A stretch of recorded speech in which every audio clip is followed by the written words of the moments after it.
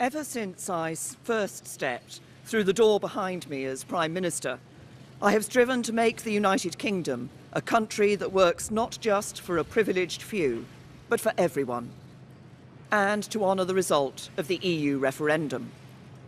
Back in 2016, we gave the British people a choice. Against all predictions, the British people voted to leave the European Union. I feel as certain today as I did 3 years ago that in a democracy, if you give people a choice, you have a duty to implement what they decide. I have done my best to do that. I negotiated the terms of our exit and a new relationship with our closest neighbours that protects jobs, our security and our union. I have done everything I can to convince MPs to back that deal. Sadly, I have not been able to do so. I tried 3 times. I believe it was right to persevere, even when the odds against success seemed high. But it is now clear to me that it is in the best interests of the country for a new Prime Minister to lead that effort.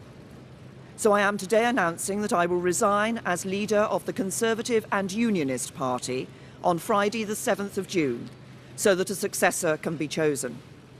I've agreed with the party chairman and with the chairman of the 1922 committee that the process for electing a new leader should begin in the following week. I have kept Her Majesty the Queen fully informed of my intentions, and I will continue to serve as her Prime Minister until the process has concluded.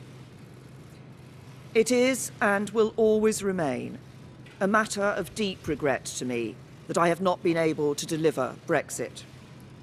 It will be for my successor to seek a way forward that honours the result of the referendum.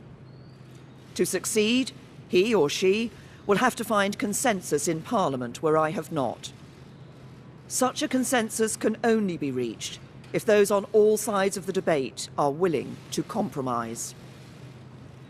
For many years, the great humanitarian Sir Nicholas Winton, who saved the lives of hundreds of children by arranging their evacuation from Nazi-occupied Czechoslovakia through the Kinder transport, was my constituent in Maidenhead. At another time of political controversy, a few years before his death, he took me to one side at a local event and gave me a piece of advice.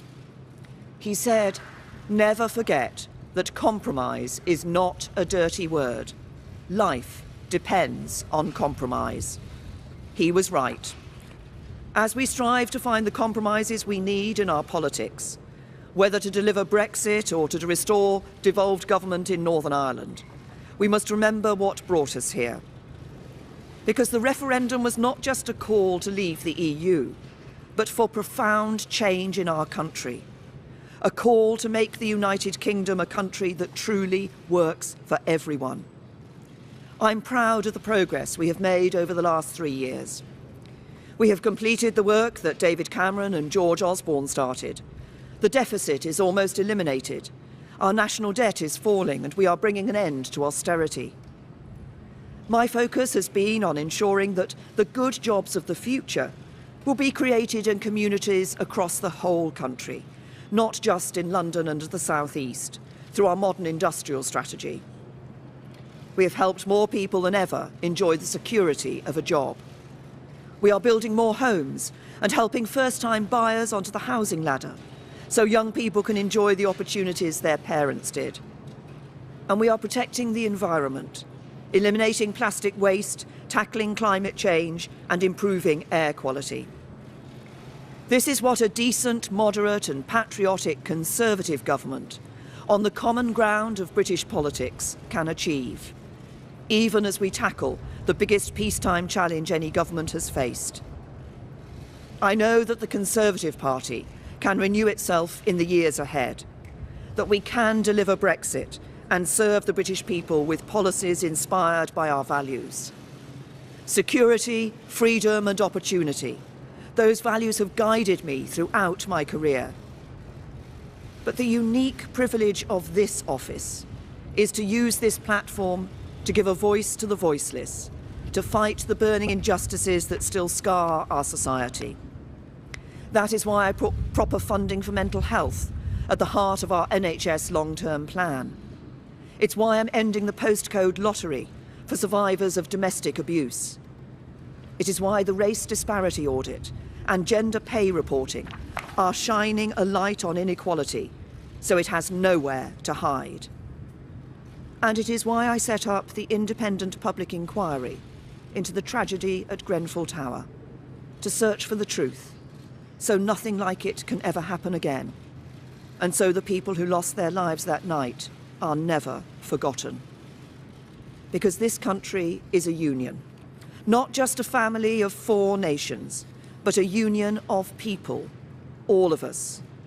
Whatever our background, the colour of our skin, or who we love, we stand together, and together we have a great future. Our politics may be under strain, but there is so much that is good about this country, so much to be proud of, so much to be optimistic about. I will shortly leave the job that it has been the honour of my life to hold. The second female Prime Minister, but certainly not the last. I do so with no ill will, but with enormous and enduring gratitude to have had the opportunity to serve the country I love.